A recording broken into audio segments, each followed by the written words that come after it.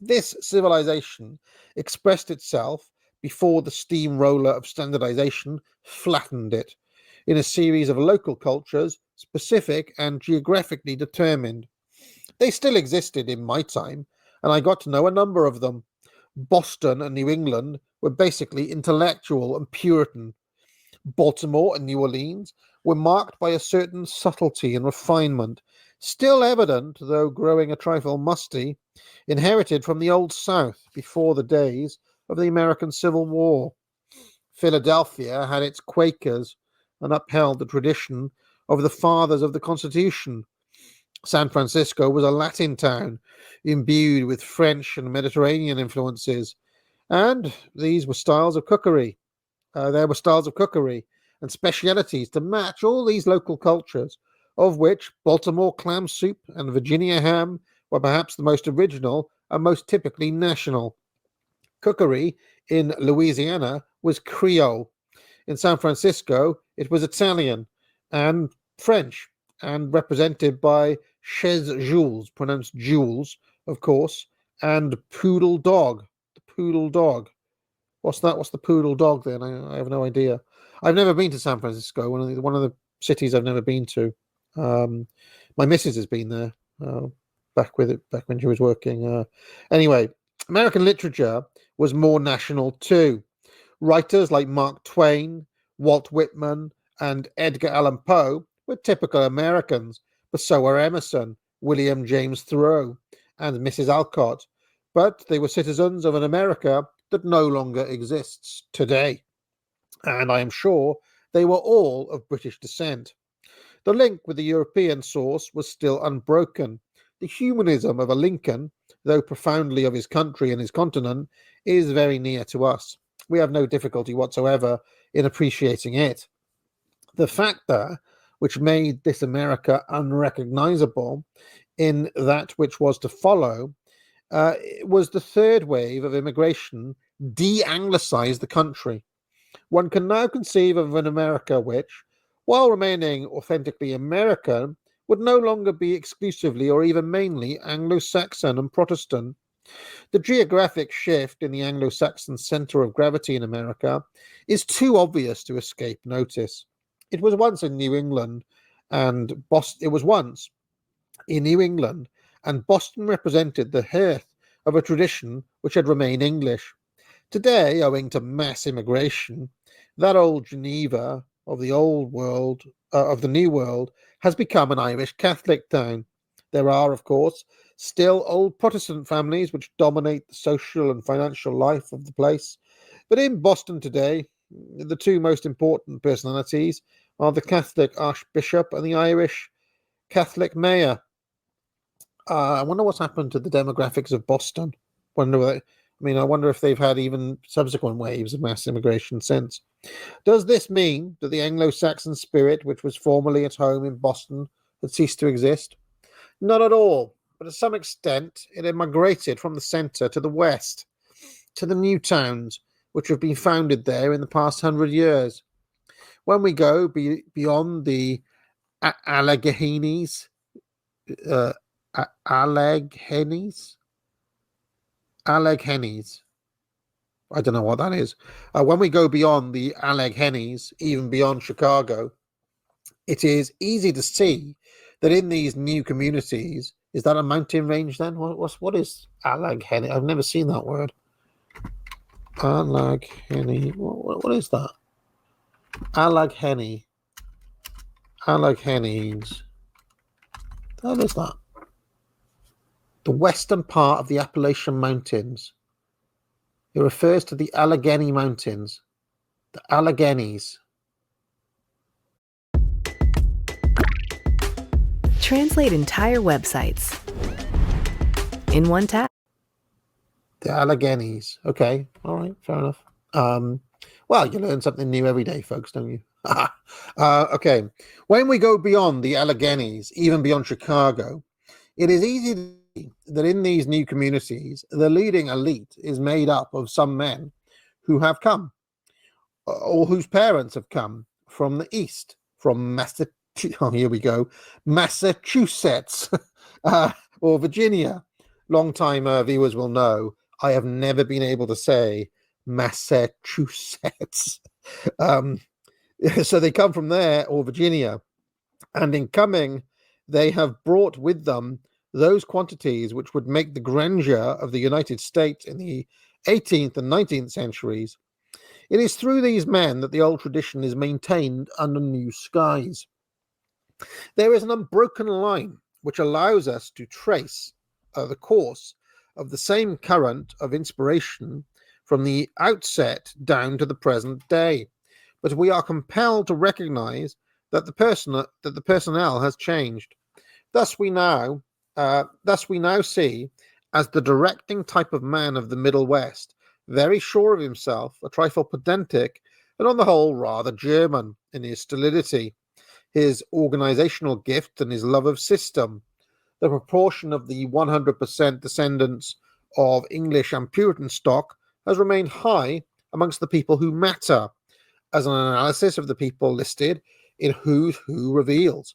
But side by side with them, there are now many people whose origin is Jewish, Latin, or Slav, and that is something quite new. It is not only in the streets of New York that the foreign element is prominent.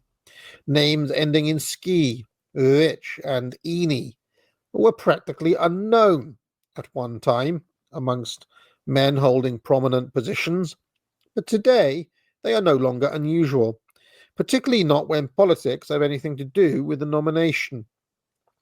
Literature in America also reflects the intrusion of a completely new block of humanity, magnificently gifted, no doubt, but no longer restricted to the relatively narrow English and Protestant tradition. A literary period of the highest standard has recently opened up in America, but it is not possible to pretend that its character has remained exclusively Anglo-Saxon. But important as is the transformation which has taken place as a result of this change in personnel, infinitely more important, it appears to me, is the transformation, let us say a revolution, resulting from the new conditions of production and technique in general. Since the First World War, a new material life has come about, and the United States was indisputably its progenitor. Collective mechanical equipment based on the machine, mass production, serial production has penetrated everywhere. It has been triumphant everywhere and transformed everything. Its effects have proved irresistible and inexorable, and they have been exercised not only on industrial equipment, but on the equipment of everyday life, on the household, at the same time as on the world of communications, which includes the newspapers, magazines, books, education, religion, leisure, and propaganda, even politics itself. Nothing escapes, nothing can escape. It is like an insidious penetration of damp in a wall, which has no damp course. And the consequence is that American civilization has not merely changed its inspiration and its character, but its epoch as well. The epoch of the pioneer has been replaced by the epoch of the machine. The former was inspired, above all, by individualist principles, individual enterprise, the responsibility of the individual conscience, the acceptance of a life perhaps hard, and the renunciation, a renunciation almost ascetic of, and a renunciation almost aesthetic. Dash. All of these were Puritan ideas. Today, the conquest of the American continent has been completed. The frontier no longer exists in the West. That is, there is no longer any territories which are still open to settlement. The old notion of the quote-unquote West, a mystical notion, incidentally, is still employed, but it no longer has any real sense now that the frontier is on the Pacific coast. The new age is a mechanical age based on collective organization. In such conditions, the impression conveyed by American life in the 20th century is that of an immense structure which is becoming more and more anonymous, in which the commonest individual type is the employee. Perhaps the word which most frequently occurs in conversation is job. and that means merely employment. Everyone has a job, or is looking for a job, or is afraid of losing his job. What does Donald Trump say? Jobs, jobs, jobs. Since the economic crisis of 1929, the thought of losing one's job has become almost an obsession. There is no doubt whatever that there has been a tremendous progress in living standards, but this record standard of life now involves collective rather than individual effort, discipline, and a monstrous bureaucratic organization, which the enterprise and imagination of former days have become increasingly hampered, if not made impossible altogether. Jefferson, remember, he's writing in 1952. Jefferson would no longer find the liberal environment in which he developed his ideology, nor Lincoln the environment in which, in the healthy atmosphere of the West, his humanism was born. The machine has passed that way, and nowhere in the world, not even in Russia, has it turned up the earth more thoroughly. America is going through the equivalent of a crisis of growth. The original traits of her youth still persist, but they are gradually being replaced by new traits which do not derive from her youth, because the technical revolution is proceeding more rapidly than the adaptation of a traditional outlook to the new conditions. There is a lack of sympathy between the ideology of the fathers of the Constitution and the assembly lines of Ford. It is obvious that it is very difficult to speak of an American psychology in the singular at a time when America, having once had an individuality, has since lost it and is now in the process of forming another one.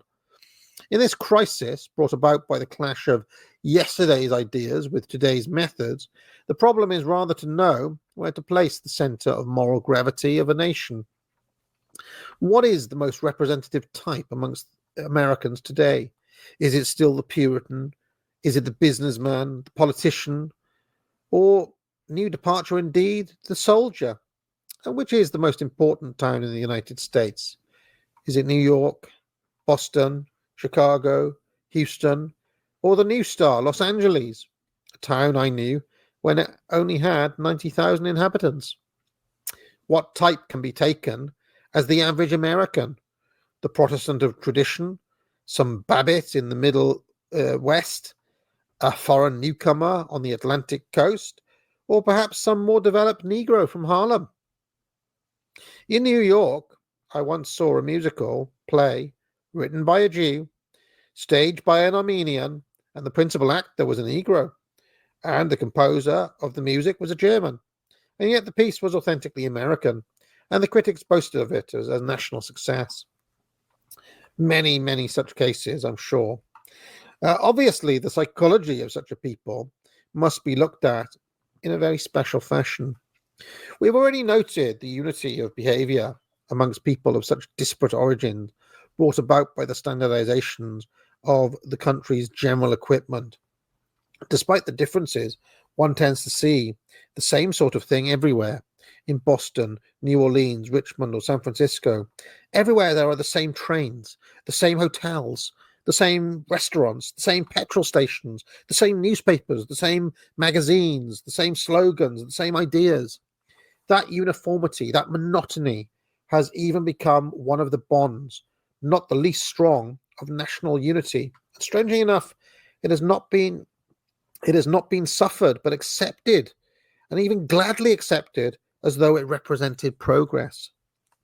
This standardization strikes the visitor as having become the most significant characteristic of American society. However, we should not fail to recognize that the spirit which animates this mass continues to be fed from an anterior source.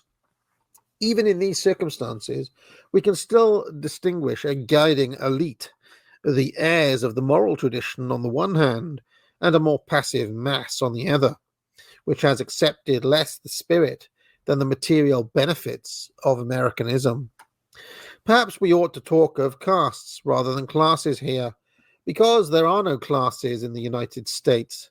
Socially speaking, equality in the United States is complete, but ethnically, there is still a subtle barrier between the Anglo-Saxon of long standing in the country and the Slavo-Latin, whose family can look back on no more than 40 years' residence. Even the Irish Catholic Al Smith, the governor of New York State, was beaten for the presidency in 1928 only because he was of Irish origin, and above all because he was a Catholic. His social origin was humble, but it was not that which defeated him, but his membership of a certain caste. That is to say, to some extent, it was the kind of blood which ran through his veins.